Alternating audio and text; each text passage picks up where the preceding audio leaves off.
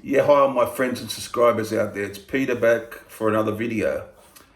And just before I start on this video, just let me say, please subscribe. I'm around the 926 mark for subscribers. I'd like to get 1,000. With other YouTubers, I know this can be a grind. Some pick up subscribers faster than others. That's how it is. You know, some people take to videos, some don't, whatever.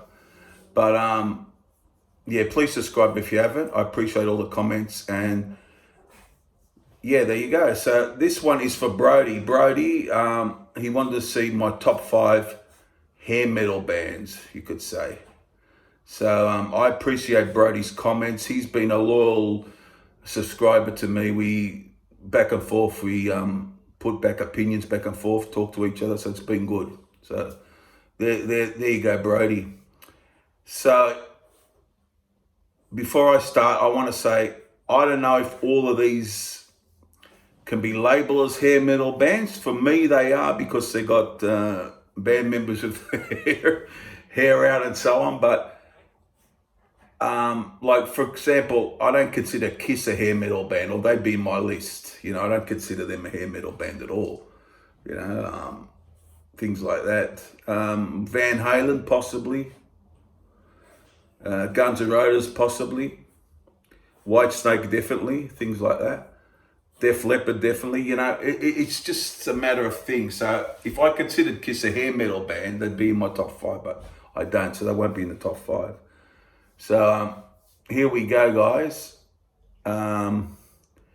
Here's how I see it. If you think one of these is not a hair metal band, that's fine. I have to make a top 5, so I'm just going to do it off the top of my head. So here we go. Number 5 is a band who I loved late 70s, no, not late 70s, late 80s, early 80s, in fact, early 80s to probably the end of the 80s. And then I sort of lost a lot of interest. And they were one of my bands that I used to play a hell of a lot, you know, back in the day with their big albums. The band's Def Leppard. I used to play Hysteria, Pyromania, the first 4 albums, High and Dry, On Through the Night. Those were my 4 albums, you know. Hysteria got a bit poppy, but I still liked it a lot. Then Adrenalize, the songs were lacking, I thought, a little bit.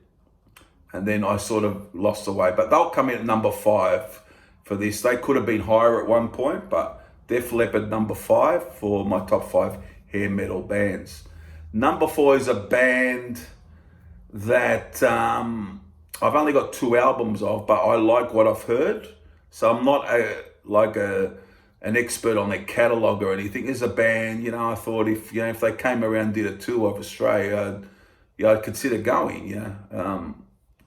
The band is Wasp, and you know, The Last Command I think I have, and The Debut. I like those albums. So they're coming at number 4 is Wasp, a real good band, American band, and yeah, a band that I must look further into, because I do like the material, what I've heard. So I've sort of got those 2 albums and then sort of stopped, but I will continue my discovery of Wasp.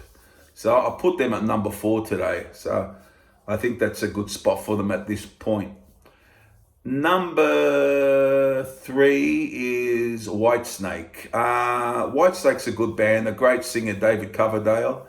Definitely a hair metal band, I would say. Yeah, definitely. I love the 1987 album, and I had a Greatest Hits album and the 1987 album, which I both love. So I love all the 1987 album and all those other hits, you know. I love Is This Love and Still of the Night's a Cracker. You know, Give Me All Your Love, and, you know, what they have, Slide It In. Yeah, great stuff like that. So yeah, I really like Whitesnake, although I could have more of them in my collection. You know, I could have more, and I would enjoy it because I love the Greatest Hits and I love that album. So Whitesnake is, for me, I think a fair choice for me at number 3. So Whitesnake are phenomenal musicians and a phenomenal singer. I believe he's, what I hear, I haven't seen him live, but I believe recently he through age, he's lost a little bit live, but still sounds good. That's what I've heard. So there you go. That's number 3, Whitesnake. Number 2, I don't know if they're a hair metal band, but their singer had his hair out. Is Van Halen. Yeah, we recently lost Eddie. I don't know. They're sort of borderline hair metal, aren't they? I don't know. But some great albums, you know. I nearly put them at number 1, actually. The other band is just feel a bit more closer to, but I love Van Halen's early albums, the Roth albums. You know, they had all those albums, Fair Warning, Women and Children, the self-titled, and Van Halen 2, and then Dive It Down 1984. You know, a great showman in David Lee Roth. I got into them early 80s, in fact. Then I went back and got the Roth albums and went from there. And there were another band who I played a hell of a lot. I'd still pop on Van Halen albums now, CD or vinyl. I still pop it on, especially with Eddie's death recently. He's brought it back up. I went back and had a look at the catalogue. A phenomenal band, a magical guitarist, a magical showman, and then went to Sammy Hagar. I like the Sammy Hagar period. But these days it sort of hasn't got the same sort of thing for me. It dropped off the Sammy Hagar period a bit. And Van Halen for me is the first 6 albums these days. Yeah, that's as far as it goes. Even Different Kind of Truth didn't have Michael Anthony. So I sort of brushed that aside a bit, which I should listen to it. But that's how it goes. You gravitate towards what you gravitate to, I guess.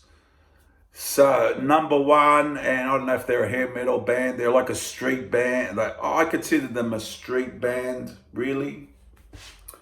They got a bit of that swagger, haven't they? They got a bit that old Rolling Stones, Aerosmith swagger to them. Guns N' Roses, a great band. I know people say they're overrated and all this. They haven't made many albums, but they had Appetite for Destruction. I love that. I love Lies. I love The Illusions. I've seen them on the recent reunion a couple of years back, phenomenal live, and I've seen them without Slash, with Axl doing it on his own. That was even a great show. He had musicians with him as Guns N' Roses. Phenomenal. And way back in the 90s I saw them. So this is a band I've always felt close to. I don't know, it's just one of those things. Since the late 70s I've always, I've seen 4 Guns N' Roses shows, but I've always felt 4 Guns N' Roses shows, but I always felt a connection to them, and I just felt, if they are a hair metal band, some people might say, what are you talking, they're not hair metal, but I have seen people label them as that, and I have people saying, no, they're not. So to fill up my list, I would have trouble finding other bands. There's some bands that, just fail to make my list. But so my top 5 is 1, Guns N' Roses, 2, Van Halen, 3, Whitesnake, 4, Wasp, and 5, Def Leppard. A couple other bands who quite didn't make, who I liked the album or 2 is Skid Row. I've considered them. Motley Crue I have lost complete interest in. I don't know what it is. And there were other bands, Poison too. I saw them live once. I couldn't get into them after I saw them. It wasn't a great show for me, and so on and so forth. And I've never been into Rat much, although I haven't tried them much. Think bands like that, So they're my top 5. There you go, guys. Guns N' Roses, Van Halen, Whitesnake, Wasp, and Def Leppard. So I hope you enjoyed that, Brody. Comment down below. Let me know your list, and I'll see you guys not too far away for another video. Bye for now. Bye.